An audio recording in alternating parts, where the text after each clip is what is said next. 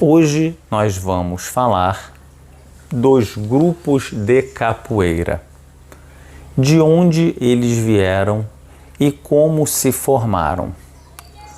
Nós podemos dizer que os grupos de capoeira têm uma influência das escolas do início do século XX, principalmente a escola do mestre Bimba. No entanto, o modelo que mestre Bimba utilizava na escola dele era muito mais como um centro de formação de capoeiristas do que um grupo como nós os conhecemos modernamente. Você pode ver que a estrutura que utilizamos hoje em dia, com uma hierarquia clara, nome de grupo e simbolismos específicos de uma tradição, já existiam na época do mestre Bimba. Porém, o modelo que nós temos com mestre, contramestre, formados, graduados, alunos e principalmente o plano de carreira que faz com que o aluno consiga desde cedo visualizar quais são as etapas progressivas que permitem que ele se torne um mestre, são coisas novas, mais recentes, principalmente da década de 60 em diante. Os grandes grupos que nós conhecemos hoje se formaram em sua maioria nos anos 60, 70 ou 80. Entre eles, podemos falar do grupo Senzala, um grupo que nasceu no Rio de Janeiro, partindo da iniciativa de vários jovens cariocas que sabiam muito pouco de capoeira, mas tinham muita força de vontade para aprender. Esse grupo rapidamente se tornou o maior do Brasil. Naquela época, a capoeira ainda era pequena. Com o passar dos anos, ela se tornou cada vez maior. De dentro do grupo Senzala saíram ramificações. Por exemplo, o grupo Abadá saiu de dentro do grupo Senzala, quando o mestre Camisa resolveu fazer o seu próprio caminho e o seu próprio grupo.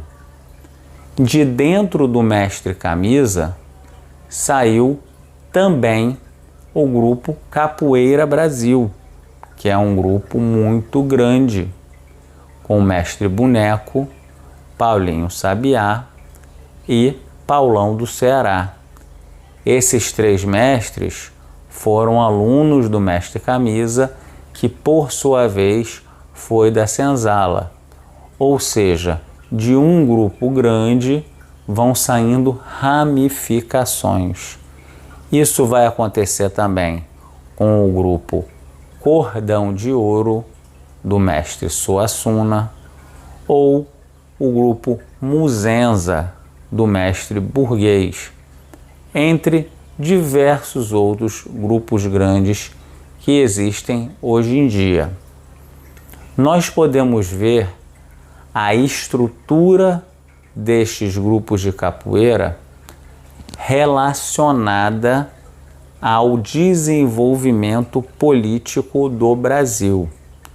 Porque em 1964 há um golpe militar no Brasil e os militares passam a comandar o país. O sistema de cordas e cordões utilizados nas graduações é muito similar a uma hierarquia militar. Se nós olharmos um pouco mais abertos, vamos encontrar também na América Latina diversas outras ditaduras sendo implementadas no contexto da Guerra Fria entre os Estados Unidos e a União Soviética. Esses dois blocos, representando o capitalismo de um lado e o comunismo do outro, faziam um ambiente propício ao identitarismo grupal, ou seja, as pessoas se juntavam ao redor de uma ideologia. Os grupos de capoeira da década de 60 e 70 refletem um pouco esta divisão do mundo na época da Guerra Fria. Nós podemos ver um sistema de treinamento muito militarizado também.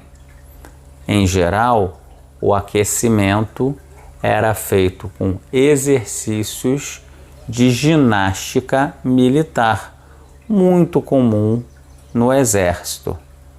Em seguida, o treinamento era feito com repetições simultâneas em formação militar, com uma pessoa na frente e várias outras atrás, imitando os movimentos para aprender da mesma forma.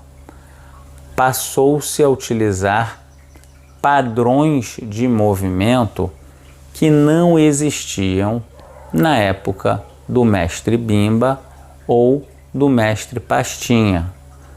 Os treinamentos ganharam outros contornos e também os nomes utilizados nas graduações e até mesmo a cor de algumas graduações, como é o caso da cor verde, verde-amarelo, amarelo, amarelo e azul, e por aí vai, que são as cores da bandeira nacional brasileira. Sim, também havia uma relação com os uniformes e a saudação dos capoeiras. Em muitas escolas e federações era comum os praticantes cantarem o hino do Brasil e também baterem com a mão no peito e gritarem: "Salve a bandeira! Salve! Salve a capoeira! Salve! Salve o mestre! Salve!", num estilo militarizado.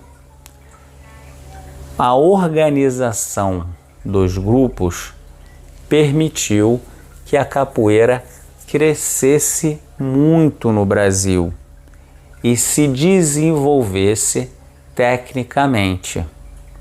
Lentamente, ao longo das décadas de 70, 80, e desde então a capoeira foi se propagando, crescendo e se espalhando pelo mundo com este modelo. Até os dias de hoje é comum que grande parte dos capoeiras de um determinado local façam parte de poucos grupos, ou seja, continua-se o fenômeno de muitos capoeiras que não começaram em grandes grupos filiarem-se, entrarem nos grupos grandes e passarem a ter filiais. Uma filial é uma associada, uma ramificação do grupo principal, de modo que os grupos se espalham pelo mundo por meio da filiação de novos membros. E até os dias de hoje, o encontro dos capoeiristas é atravessado pelo nome do grupo. Muitas vezes, a primeira pergunta que um capoeirista faz para o outro é: qual é o seu grupo? Qual é o nome do seu grupo? E a partir do nome do grupo, o capoeirista se identifica para o outro. Muitas vezes, nas redes sociais, os praticantes de capoeira colocam o seu apelido junto com a sua graduação e o nome da sua academia ou grupo de capoeira. Por exemplo, se o meu nome é João, mas o meu apelido é Batatinha, vou colocar o meu nome na rede social como instrutor Batatinha do grupo Birimbau Falante. A pessoa relaciona a sua própria identidade social com o grupo de capoeira. Esse fenômeno apenas reforça que o modelo dos grupos de capoeira foi o modelo vencedor dentro do nosso universo, fazendo com que a capoeira ganhasse projeção e visibilidade. Por falar em visibilidade, no próximo episódio nós iremos falar sobre como a capoeira entrou na mídia. Até lá!